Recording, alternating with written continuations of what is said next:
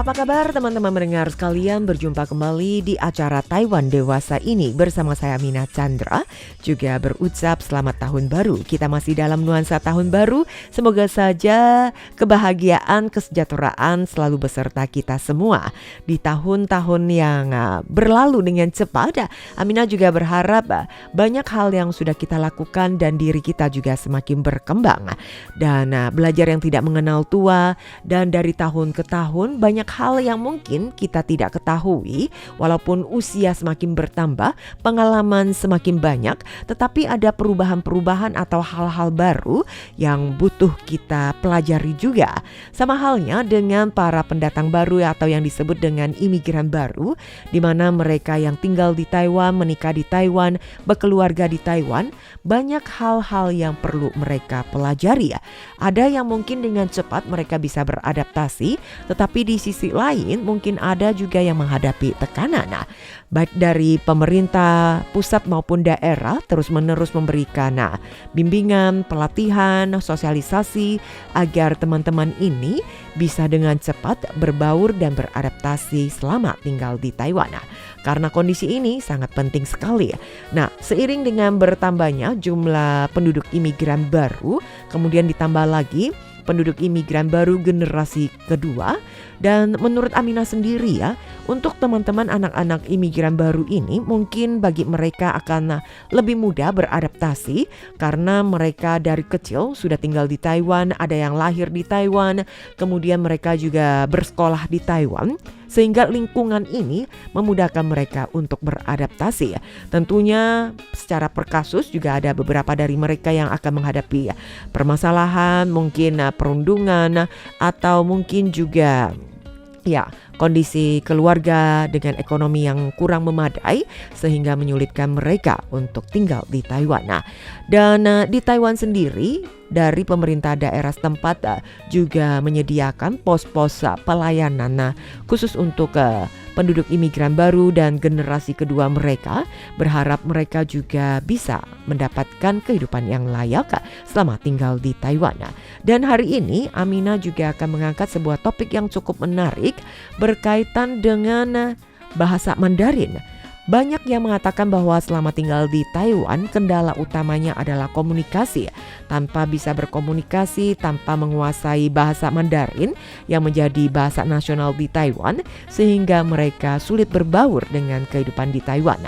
Oleh karena itu, salah satu pemerintah daerah setempat, khususnya di kota New Taipei, dari Dinas Pendidikan dan Kepala Dinas Pendidikan Chiang Ming-won menyampaikan bahwa kota New Taipei dengan populasi penduduk baru terbesar di Taiwan sudah mencapai lebih dari 100.000 orang. Dan mereka menekankan bahwa bahasa merupakan kunci terpenting bagi seseorang yang mungkin asing untuk bisa masuk berintegrasi dalam masyarakat. Oleh karena itu pihaknya menggabungkan sumber daya dari universitas, kalangan akademis ini, dan juga beberapa kelompok masyarakat dan juga sumber daya internasional untuk merangkum sebuah materi pembelajaran bahasa Mandarin, baik yang dikemas dalam buku cetak, digital, dan bersifat pintar, yang juga merupakan sebuah bahan materi yang bisa dibagikan kepada masyarakat-masyarakat khususnya untuk penduduk migran baru. Dan hal ini memungkinkan pembelajaran keluar dari ruang kelas dan menyatu dengan kehidupan sehari-hari, tidak melulu duduk di depan meja berhadapan dengan para guru di dalam kelas, tetapi juga bisa terjun dalam kehidupan sehari-hari yang mana sangat bermanfaat bagi penduduk imigran baru untuk melewati kendala mereka dan mereka mulai ngomong atau berbicara bahasa Mandarin. Dan materi pembelajaran ini yang dikembangkan oleh para ahli di bawah pimpinan Profesor Lin Zhensing dari Universitas Normal Taiwan (NTNU), di mana dari isi materi tersebut yang mencakup konteks budaya kehidupan sehari-hari mulai dari berbelanja, naik transportasi umum, berobat ke dokter atau ke rumah sakit, hingga komunikasi antara orang tua dan anak. Dan di mana dari materi ini sangat bermanfaat bagi peserta untuk belajar secara alami karena dipakai langsung, dapat dipraktikkan secara langsung dalam konteks bahasa yang nyata. Dan salah satu peserta dari Meksiko bernama Baguio, di mana ia juga sempat berbagi pengalaman dulu belajar bahasa Mandarin seringkali membuatnya merasa frustrasi karena sulit sekali untuk menghafal kosakata baru atau kesulitan untuk pelafalannya. Dan sekarang karena dia berulang kali berlatih melalui video yang diberikan dan selain juga bisa memberikan kemajuan pembelajaran dan membuatnya juga semakin percaya diri untuk berbicara dalam bahasa Mandarin. Dan peserta lainnya asal Indonesia bernama Alex mengatakan bahwa dikarenakan kesibukan kerja, ia sangat sulit sekali untuk hadir tatap muka di dalam kelas dan membuatnya sering bolos, dan kondisi ini juga mengurangi kemampuan perkembangan dalam belajar bahasa Mandarin. Tetapi dengan adanya pembelajaran yang lebih fleksibel sehingga membuatnya bisa mencari waktu luang untuk berlatih dan belajar bahasa Mandarin. Peserta lainnya dari Indonesia bernama Yaya juga menyatakan kegembiraannya. Sebelumnya ia hanya bisa mengucapkan kata per kata, satu kata demi satu kata. Kemudian mulai berlatih dengan melalui video yang diberikan dan ia juga sudah bisa mengucapkan per kalimat. Sudah ada kemajuan. Baik saat dia menunggu bus atau naik MRT, kehilangan arah, butuh bertanya, dengan berani ia juga menggunakan kalimat-kalimat dalam bahasa Mandarin kapan saja.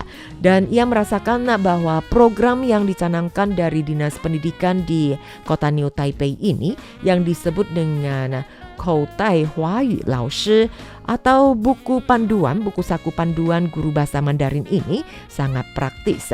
Dan kepala sekolah dari Takwon SD Takwon yang bernama Huang Kuan Yi juga telah lama terlibat dalam pembuatan bahan pembelajaran bahasa Mandarin ini kepada penduduk imigran baru. Beliau mengatakan bahwa materi ajar digital yang menggunakan video pendek ini merangkum situasi kehidupan dan dibuat semudah mungkin agar peserta dapat belajar dan mengulangi atau berlatih lagi kapan saja, di mana saja. Dan para peserta yang sudah berhasil mengikuti program pembelajaran ini secara online, mereka juga akan mendapatkan sertifikat online.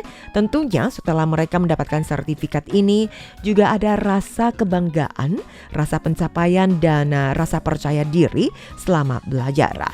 Dan seorang guru bahasa dwibahasa yang berasal dari Myanmar bernama Wang Tian-Tian, ia juga mengatakan saat belajar ia memberikan umpan balik agar peserta yang juga bisa bertanya, mereka yang juga bisa mencoba berlatih menggunakan bahasa Mandarin.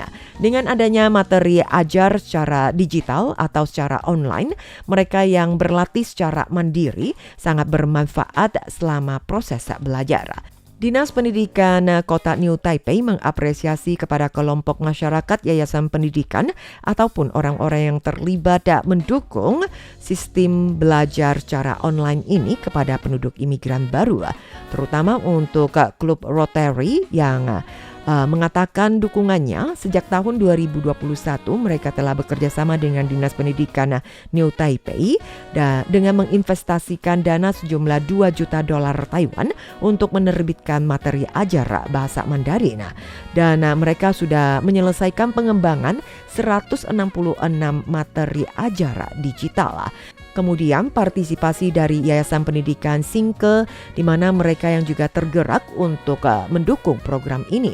Mereka bisa merasakan ibu-ibu penduduk imigran baru ini betapa pengaruh yang sangat mendalam dan menjadi hambatan bahasa terhadap keluarga dan juga anak-anak mereka. Oleh karena itu, dengan bergabungnya mereka dalam proyek pembuatan materi ajar digital ini, mereka berharap bisa membantu penduduk imigran baru membangun kemampuan komunikasi dasar lebih awal.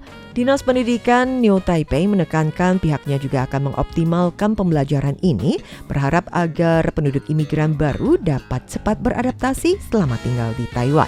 Teman pendengar, demikian perjumpaan kita dalam acara Taiwan Dewasa ini.